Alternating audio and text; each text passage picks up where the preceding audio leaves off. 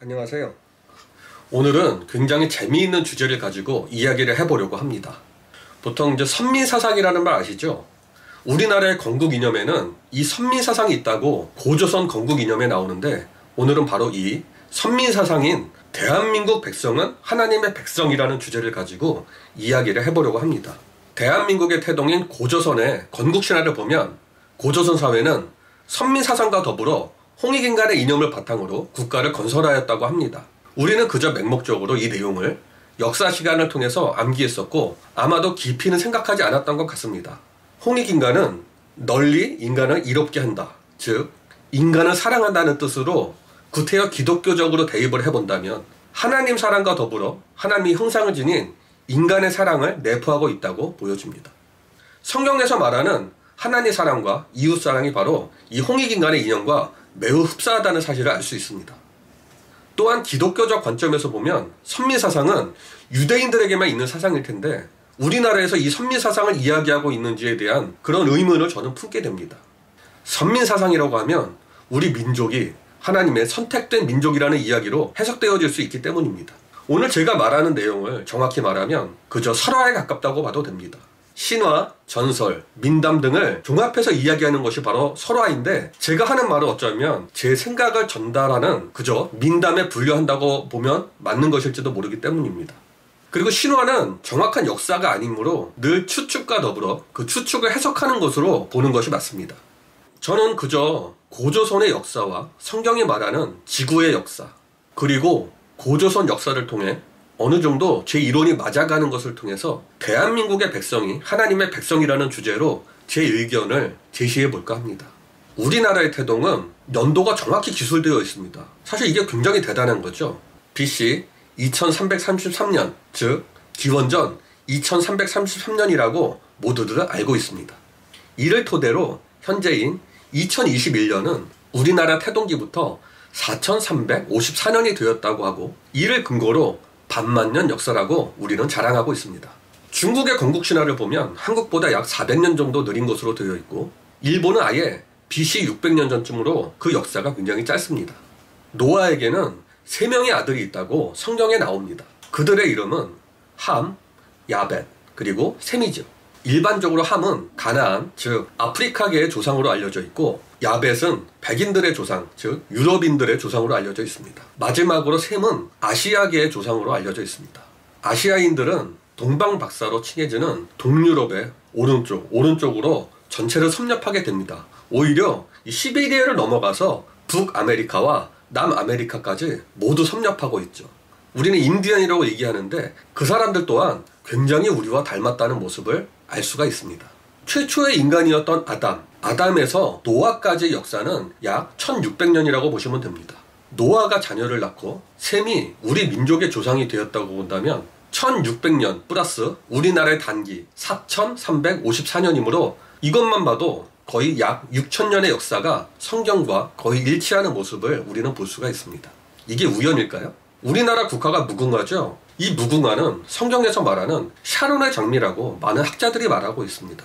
점점 재밌어지죠? 우리나라의 단군 신화는 이스라엘의 단 지파랑 연결시키는 논문도 많은 것 같습니다. 노아에서 아브라함까지의 역사는 390년 정도로 추정됩니다.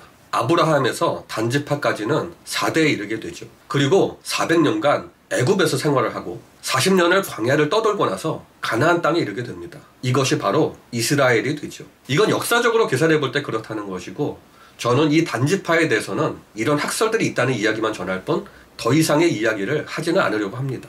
제가 이야기하고 싶은 것이 바로 아리랑의 유래입니다. 아리랑은 우리나라 전역에 걸쳐서 굉장히 유명한 민요입니다. 그냥 우리가 아는 아리랑은 대표적으로 하나를 알고 있죠. 아리랑 아리랑 아라리요, 아리랑 고개를 넘어간다, 나를 버리고 가신 님은 심리도 못 가서 발병난다, 뭐 이런 가사죠. 우리는 이런 아리랑에 대해서 대표적으로 요거 하나만을 많이 알고 있을 것입니다. 그렇지만 아리랑은 경기 아리랑, 경기도죠. 그리고 강원 아리랑, 뭐 춘천 아리랑, 정선 아리랑, 이건 강원도 쪽입니다. 더불어 밀양 아리랑, 진도 아리랑 등 경기도, 강원도, 충청도, 경상도, 제주도에 이르는 수많은 아리랑이 한국에는 존재하고 있습니다. 그러면서도 아리랑의 뜻을 모르는 그 이유가 무엇일까요?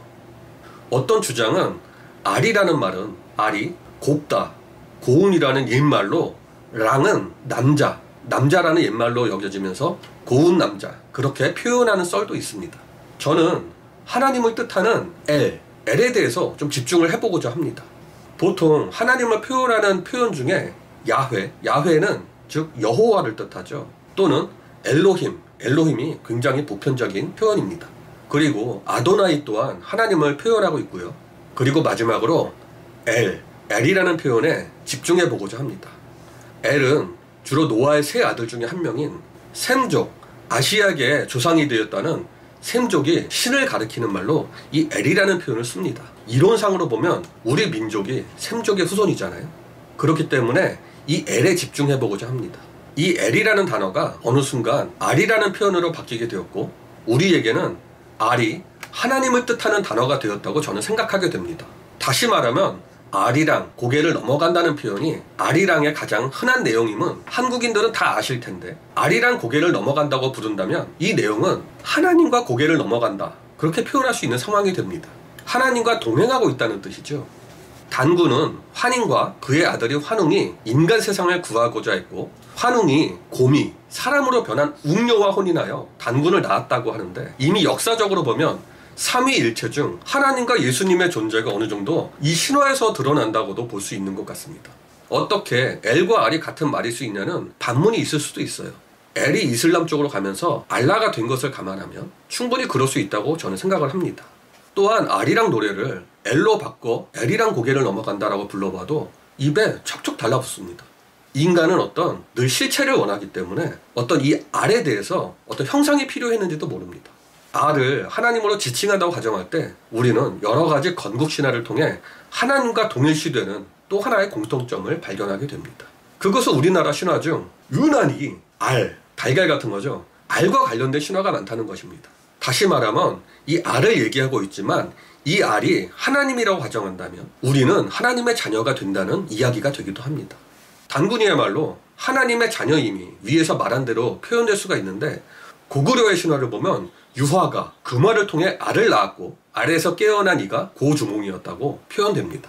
백제야 고구려가 세운 나라임은 익히 알려진 사실이고 신라의 신화를 보면 서기 69년에 임금을 추대하고자 하는 여섯 촌장들이 신비한 기운이 서린 우물가에서 알을 발견하는데 거기서 깨어난 인물이 박혁거세라는 거. 샤량리의 이름도 재미있게 알령왕후라는 알에 대한 깨알 같은 신화들. 서기 42년에 세워진 가야의 신화를 보면 삼국사기와 삼국유사의 가락국기에 의하면 하늘에서 내려온 6개의 황금알 중 가장 먼저 깨어난 알에서 가야의 시조이자 현재 김의 김씨의 시조인 김수로 왕이 태어났다고 전해지는 것 등 유난히 우리나라의 신화는 알과 관련된 신화가 많다는 사실을 알 수 있습니다. 역사적 사실 중 하나로 우리는 사만에는 왕이 큰일이 있으면 신전을 찾았다는 사실을 알 수 있습니다. 고구려, 백제, 신라 등 전쟁을 임하게 될 때, 나라에 가뭄이나 역병이 돌거나 홍수가 들었을 때 신전에 있는 신녀를 통해 제사를 드리는 모습을 우리는 드라마 등을 통해서도 많이 봤을 텐데 이것은 무속신앙 같은 것이 아니었습니다. 태양신이나 땅신 그런 게 아닌 철저하게 하늘신을 받들고 기도하며 제사하고 하나님께 간구하고 있습니다. 그래서 우리나라 애국가에도 하느님, 사실 하나님이죠. 하나님이 등장하기도 합니다. 우리가 형상하고 있는 알은 물론 계란이나 달걀 같은 그런 알이겠지만 하나님을 뜻하는 엘이 알로 전해졌다면 우리나라 대부분의 신화는 하나님과 관련되었다는 사실이 여실히 드러난다고 유추해 볼 수 있다고 생각되어집니다. 우리나라의 건국이념인 선미사상과 홍익인간이 하나님과 관계되었다고 저는 감히 생각해 보게 됩니다.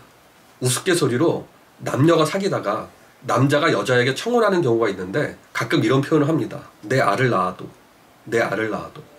저는 이 표현 또한 굉장히 같은 맥락으로 보여집니다. 내 알을 낳아도. 알을. 마지막으로 제가 단지파에 대해서는 이야기를 안 하려고 했었는데 역사적 고증 하나 짚고 넘어가고자 합니다. 현재 국립중앙박물관과 광주박물관에는 아주 희귀한 고조선 시대 와당이 소장되어 있습니다. 와당이 뭐냐면 이게 동그란 건데 기와가 이렇게 있으면 끝에 이렇게 동그란 게 박혀 있죠. 그걸 와당이라고 합니다. 이 희귀한 고조선 시대의 와당에는 고대 히브리 문자가 씌어 있습니다. 내용은 다분히 종교적인 것으로 잠언을 가르치는 사사가 통치한다. 오요파와 협력하여 신의 나라에 들어가라. 도착했다. 성도가 모여서 기도함으로 하나님 나라가 회복된다 등의 내용으로 해석된다고 합니다.